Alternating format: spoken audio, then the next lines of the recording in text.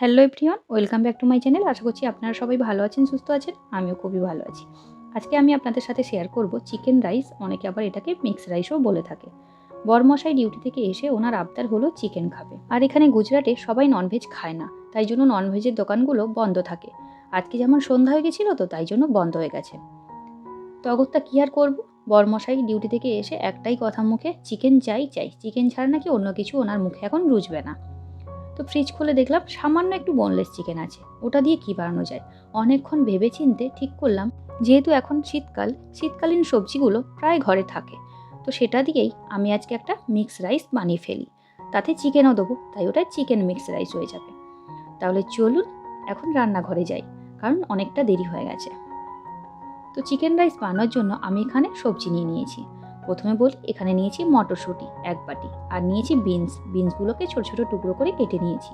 আর এখানে নিয়েছি পেঁয়াজ পাতা, অনেকে বলে স্প্রিং অনিয়ন, আর নিয়েছি গাজর সরু সরু করে কেটে।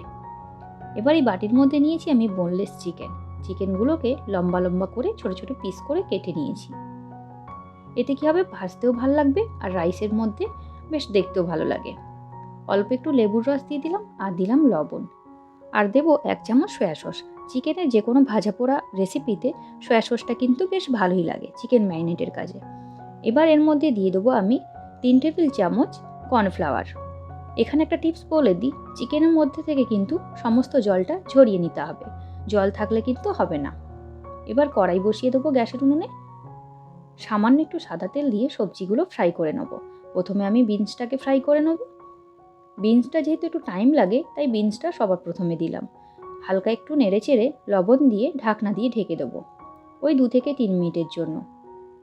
অর্ধেকের বেশি সেদ্ধ হয়ে যাবে। তারপরে এর মধ্যে দিয়ে দেবো আমি গাজরটা সেদ্ধ হতে খুব একটা বেশি সময় লাগে না। আপনারা চাইলে সবজিগুলো কিন্তু আলাদা করেও ভেজে নিতে পারেন, তবে একসাথে ভাজলে কি হয়, টাইমটা অনেক কম লাগে। বিনসটা দেখুন একটু সেদ্ধ হয়ে এসছে। এবার এর মধ্যে দিয়ে দেবো আমি কেটে রাখা গাজর। বিনসে আমি আগে থেকেই লবণ দিয়ে রেখেছিলাম, তাই গাজরে আর এখন লবণ দেবো না। নেড়ে চেড়ে ঢাকনা দিয়ে ঢেকে সেদ্ধ করে নেব। এদিকে সবজিটা সেদ্ধ হতে থাক, ততক্ষণে আমি চালটা রেডি করে নেব। এখানে আমি একটা বড় বোল নিয়ে নিয়েছি, এর মধ্যে দিয়ে দেবো 2 বাটি পরিমাণে চাল। চালটাকে কিন্তু ভালোভাবে প্রথমে ধুয়ে নেব, তারপর ভেজাবো। আর এখানে আমি বাসমতি রাইস নিয়েছি। আপনাদেরকে এখানে আরেকটা টিপস বলে দিই, বাসমতি রাইস নিলে প্রথমে কিন্তু ধুয়ে তারপর ভিজিয়ে রাখবেন। এতে কিন্তু চালটা ভাঙবে না, গোটা গোটা থাকবে। আর যদি প্রথমে আপনারা ভিজিয়ে রাখেন পরে ধোন, তাহলে কি হবে বলুন তো, চালটা ভেঙে যাবে, ভাতগুলো লম্বা লম্বা থাকবে না। এই টিপসটা কিন্তু অবশ্যই ফলো করবেন। চালটাকে ভালোভাবে 3-4 বার ধুয়ে এখন আমি ভিজিয়ে রাখলাম। আর এখানে সবজিগুলো আমার প্রায় সেদ্ধ হয়ে গেছে।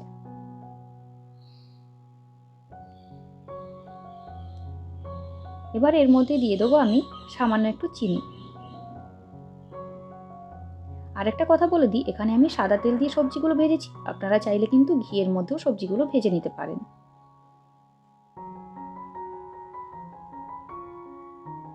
চিনি দিয়ে নেড়ে চেড়ে নিয়েছি, এখন আমি সবজিগুলো তুলে দিচ্ছি কড়াই থেকে। সবজিগুলো তুলে নিয়ে ওই কড়াইতে আবার একটু সাদা তেল দিয়ে দেবো। যেই চিকেনগুলো আমি ম্যারিনেট করে রেখেছিলাম ওইগুলো এখন ভেজে নেব। আপনাদেরকে এখানে একটা টিপস বলে দিই, কড়াইতে কিন্তু তেল দেওয়ার পরে ভালোভাবে গরম করে নিয়ে তারপর চিকেনটা দেবেন। এখানে আমার একটু ভুল হয়ে গেছে, তেলটা ভালোভাবে গরম হয়নি, তার আগেই আমি চিকেনটা দিয়ে ফেলেছি, তাই জন্য অল্প একটু কড়াই লেগে যাচ্ছিল।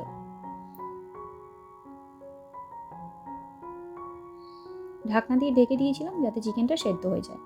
ঢাকনা দিয়ে ঢেকে সেদ্ধ করে নিয়েছি আর অল্প ফ্রাই করে নিয়েছি। এবার চিকেনগুলো আমি তুলে নেব। এখানে আমি ভাতের জন্য জল বসিয়ে দিয়েছিলাম, জলটা এখন ফুটতে শুরু করেছে। এই অবস্থাতেই চালটা এখন দিয়ে দেবো, জল থেকে ছেঁকেই চালটা দেবো। ঠান্ডা জলে কিন্তু চাল দিতে যাবেন না, যখন জলটা ফুটে উঠবে তখনই কিন্তু চালটা দিতে হবে। আর চালটা অবশ্যই জল থেকে ছেঁকে দেবেন, জল সমেত চাল এখানে ঢেলে দেবেন না। আর এর মধ্যে দিয়ে দিলাম কড়াইশুঁটিগুলো যদি তেলে ভাজা হয় তাহলে কিন্তু কড়াইশুঁটিগুলো সেদ্ধ না হয়ে ওগুলো কি হয় বলুন তো, শক্ত হয়ে যায়। তাই জন্য জলের মধ্যে দিয়ে দিলাম, এতে ভাতটাও হয়ে যাবে আর এর সাথে কড়াইশুঁটিটা সেদ্ধ হয়ে যাবে। এতে সময়ও অনেক কম লাগে। জলের মধ্যে পরিমাণ মতো আমি লবণও দিয়ে দিয়েছি। লবণ দেওয়ার পরে জলটা একটু টেস্ট করে নেবেন, হালকা নোনতা লাগলেই চলবে। এর মধ্যে কিন্তু দিয়ে দিয়েছি আমি গোটা গরম মশলা। এলাচ, দারচিনি আর লবঙ্গ। প্রায় 5 মিনিট সময় লাগবে সেদ্ধ হতে চালটা। খুব বেশি সেদ্ধ করার দরকার নেই, তাহলে কিন্তু ঘেটে যাবে। হাত দিয়ে এরম প্রেস করে দেখবেন, যখন দেখবেন ভেঙে যাচ্ছে তখন এটা ছেঁকে নিতে হবে। এরপর একটা বড় কড়াই বসিয়ে দিয়েছি আমি, কারণ ভাতটাকে ভাজবো তো তাই জন্য।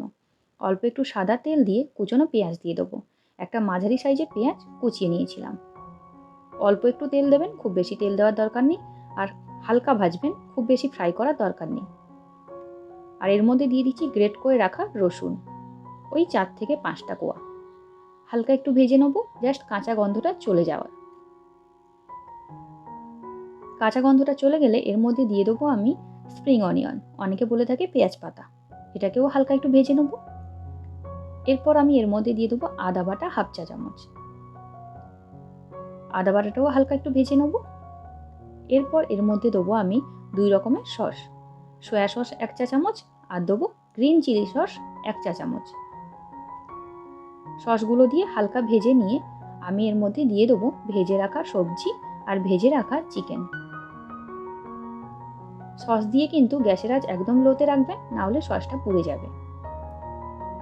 এরপর সবজিটা নেড়ে চেড়ে এর মধ্যে দিয়ে দিয়েছি আমি আগে থেকে করে রাখা ভাত। ভাতগুলো দিয়ে হালকা একটু ভেজে নেব। গ্যাসের আঁচ একদম লোতে রেখে 2 থেকে 3 মিনিট সময় ধরে ভেজে নিতে হবে।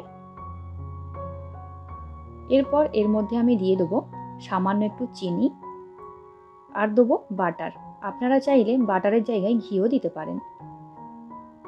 আর দেবো সবশেষে যেটা টেস্টকে দ্বিগুণ করে, সেটা হলো গোলমরিচের গুঁড়ো। গোলমরিচের গুঁড়ো কিন্তু অবশ্যই দিতে হবে, এতে স্বাদটা কিন্তু খুব সুন্দর আসে। ব্যাস 2 মিনিট নেড়ে চেড়ে আমি ভাতটাকে ভেজে নামিয়ে নিলাম। চলুন তাহলে এখন প্লেটের মধ্যে পরিবেশন করে দিই। এখানে আরেকটা কথা বলে দিই, আপনারা চাইলে কিন্তু এই রাইসে ডিম ভেজে, মানে যেমনভাবে আমরা ডিমকে ভুজিয়া বানাই সেরমভাবে ভেজেও অ্যাড করতে পারেন, কিংবা চিংড়ি মাছ ভেজেও দিতে পারেন। তবে আমি ওইসব ছাড়াই শুধুমাত্র চিকেন আর কিছু সবজি দিয়েই বানালাম। সত্যি খেতে অসাধারণ হয়েছিল। আর বরমশাই তো খেয়ে একদমই বুঝতে পারছে না যে অল্প একটু চিকেন দিয়ে কিভাবে এত সুন্দর একটা রেসিপি বানানো যায়। তাহলে চলুন আজকে ভিডিওটা এই পর্যন্ত। ভালো লাগলে একটা লাইক করে দেবেন, আর আপনারা কিন্তু অবশ্যই বাড়িতে একবার ট্রাই করবেন। কেমন লাগলো খেয়ে কমেন্ট করে জানাবেন।